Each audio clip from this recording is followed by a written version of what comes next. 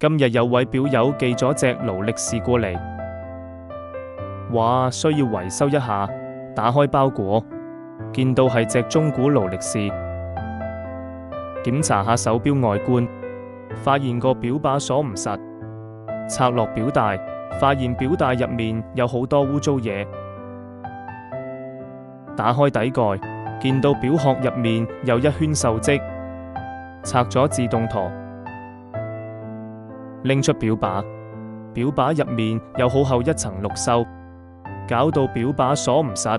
再由錶殼拎出機芯，發現指針上有一層好厚嘅氧化物。撥針時阻力好大，基本上差唔多撥唔屈㗎喇。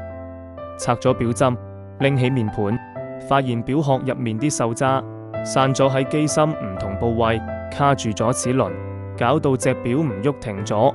拎出上鏈筒風輪管，見到有一層好厚嘅油污同垢，仲有磨蝕落嚟嘅金屬碎屑。